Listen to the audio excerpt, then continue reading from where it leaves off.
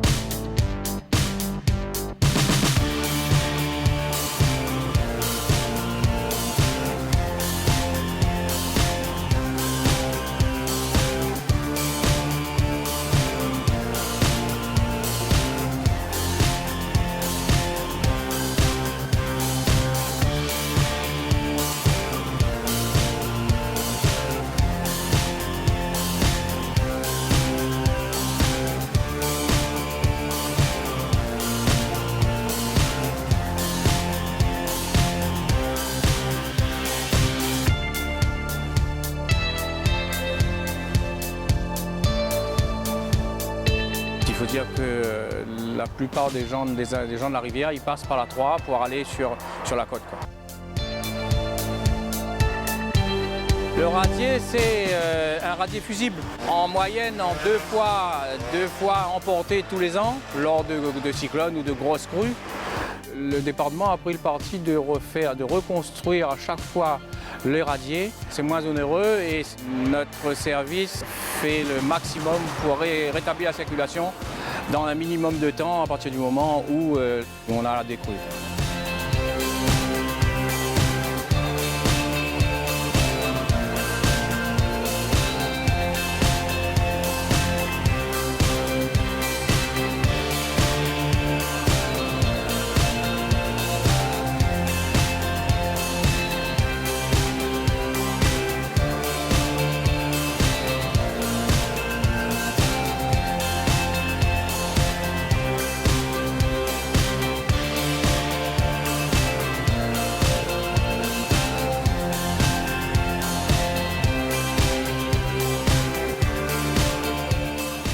C'est le pont de Bras-de-la-Plaine qui dessert l'entre-deux, qui a été construit et qui permet le passage de véhicules lourds sur la commune de l'entre-deux, sachant que le pont métallique est limité à 20 tonnes.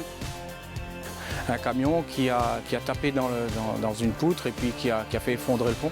Au lieu de reconstruire l'ouvrage, il a été décidé de refaire l'ouvrage sur le bras de la Plaine plus haut et où on a pu enlever la limitation de tonnage pour monter sur l'entre-deux.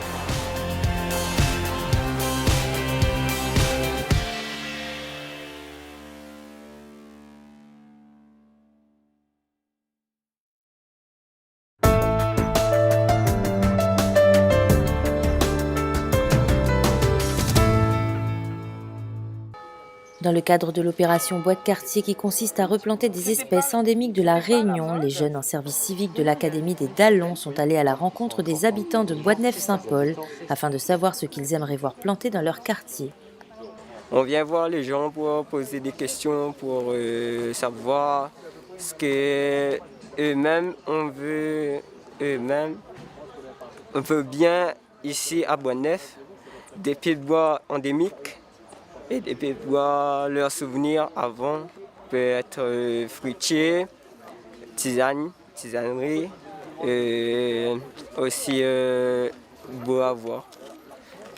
Pour Adèle Audon, conseillère départementale, il s'agit là d'une action à double vocation. On est sur une action qui amène les jeunes vers la rencontre de la population et s'insérer socialement et puis s'investir dans une mission qui demain matin peut les amener à comprendre que pour le travail, il faut pouvoir aller vers les gens et s'investir, être dans l'action. On a un autre axe qui est cet engagement que le département a pris sur le plan 1 million d'arbres, où le choix des arbres ne se fait pas sans la concertation de la population.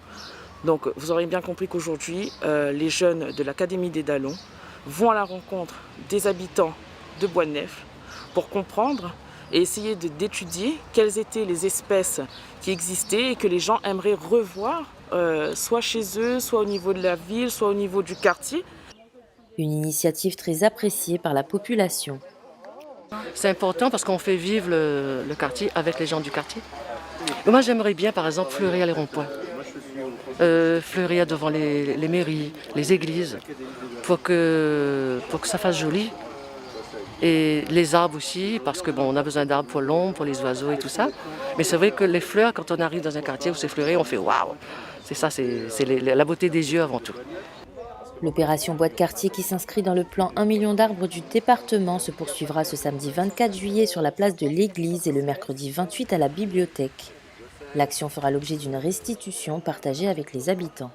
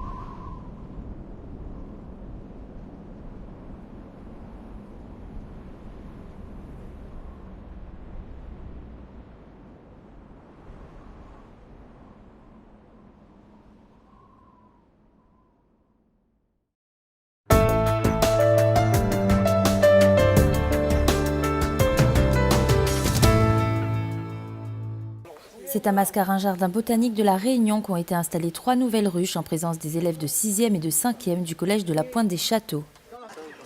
Je trouve le vent. Il va ouvrir donc cette partie-là et on sera dans ce qu'on appelle la hausse, donc la réserve de miel. Dans le cadre de sa compétence en matière de protection et de valorisation des espaces naturels sensibles, le département a validé un partenariat avec l'UNAF, l'Union nationale de l'apiculture française. Un programme d'envergure intitulé Abeilles sentinelles de l'environnement pour la sauvegarde de l'abeille et de la biodiversité sur tout le territoire français à travers l'installation de ruchers pédagogiques. Alors le département a tenu aujourd'hui à créer ce partenariat avec l'Union nationale des apiculteurs de France en incluant des collèges pour inculquer et aussi pour sensibiliser les scolaires qui sont nos futurs ambassadeurs dans le cadre de la préservation de l'abeille, préservation de la biodiversité. Depuis plusieurs semaines, les collégiens de la Pointe des Châteaux sont sensibilisés au rôle essentiel de l'abeille. Avec l'inauguration du rucher pédagogique, ils peuvent mieux les observer, découvrir le travail des apiculteurs et obtenir des réponses à leurs questions. Ils ont également planté des espèces endémiques et indigènes mellifères autour du rucher pédagogique. J'ai appris beaucoup de choses, J'ai appris par exemple que la reine ne sortait pas. Enfin, j'ai appris beaucoup de choses juste en quelques heures. Je trouve que c'est très intéressant. Les abeilles, c'est quand même ce qui nous permet, ça nous permet quand même de vivre nous aussi. C'est important et elles sont en ce moment assez en danger. Donc il faut vraiment essayer de faire des actions pour pouvoir les protéger et pouvoir continuer alors on peut y aller avec les mains. Qu'elles continuent à butiner, etc. Et comme en ce moment elles sont assez en danger, je voulais venir parce que c'est intéressant de voir comment on pourrait les aider ou leur comportement dans leur état naturel et des autres choses comme ça. Alors il faut être sensibilisé notamment aux abeilles et aux différents ruchers parce que ce sont, comme l'indique le nom du projet, les sentinelles de l'environnement. Sans abeilles, l'être humain ne pourrait pas être là. Et ces abeilles qui sont en fait les ouvrières de notre écosystème sont une sorte de clé de voûte de l'environnement. Donc sensibiliser les élèves au développement durable et sensibiliser les élèves à l'écologie, c'est aussi sensibiliser les élèves à l'existence et au travail des abeilles. Le département s'efforce de favoriser l'installation de ruches sur ces espaces naturels sensibles. 48 emplacements pouvant accueillir jusqu'à 40 ruchers ont été attribués à des apiculteurs sur toute l'île.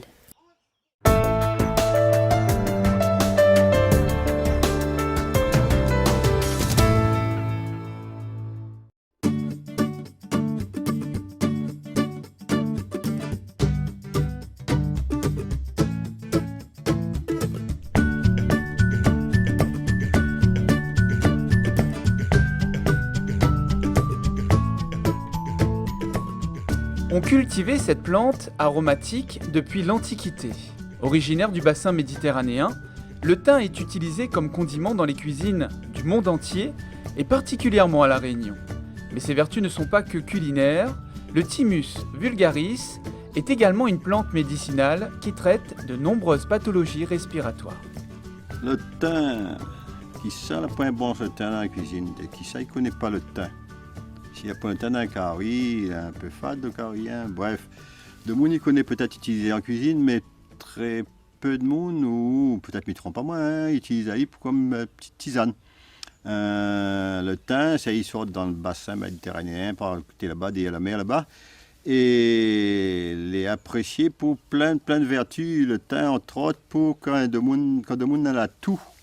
Il pousse facilement dans les hauts comme dans les bas. Il n'est pas difficile, seulement il n'aime pas trop les coins sombres, les coins où c'est qu'il ne voit pas la lumière. Il aime bien plein soleil. On utilise la petite tige, le thym, une fois coupé, c'est connu en cuisine, on utilise ça pour mettre dans la curry. Mais c'est ça. Là, c'est pour 2 bonnes petites tasses en infusion. On ne va pas faire bouillir le thym, c'est pareil, c'est plante à parfum. Donc on va faire bouillir l'eau et on va verser cette eau sur le thym qui est dans la casserole. En infusion, 20 minutes, voilà. En plus, si le thym a fleuri comme ça, c'est une bonne occasion, un bon moment pour faire des petites infusions de thym. Et le thym est antiseptique, le thym est anti pour les microbes, les virus, mais ils pensent que le thym pour les bronchites, le thym pour la toux, le thym pour le problème respiratoire, le thym est une bonne tisane à connaître, pas seulement dans le Carie.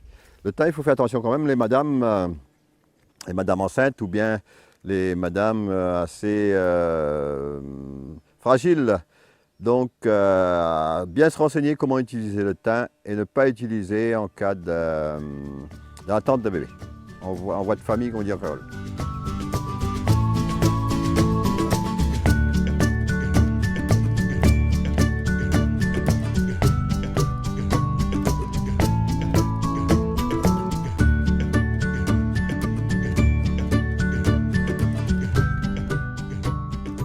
Infusion de yapana et d'anis, nous va bien manger là et nous va boire ça juste après pour bien digérer. Voilà, le petit tisane yapana et anis bien mélangé là. On peut rajouter un petit peu de marjolaine dedans, il ne fera pas de mal. Voilà, nous avons 5-6 personnes là, voilà la dose pour 5-6 personnes. Nous allons mettre ça dans un petit récipient là pour verser là-dessus de l'eau que la bouillie. De l'eau est chaude. Bonne tasse chacun. On va laisser ça. Voilà. La plante, l'eau commence à changer de couleur là, on voit bien. Et ça commence à être parfumé aussi, on sent la bonne tisane. Surtout pas de fumier avec le thym. Jamais de fumier, jamais d'engrais avec le thym. La bonne terre, un bon terreau et le thym il pousse naturellement comme ça. Facile à bouturer le thym. Là, c'est une petite bouture. On peut mettre dans un petit pot comme ça, ici. 3 petits plants de thym, 3 petites boutures de thym en quinconce. On a une belle touffe d'ici 3-4 mois. Une belle touffe de thym. Posez ça là. Voilà. Bien serré, bien serré, bien serré. Voilà. Un petit pot de thym à venir.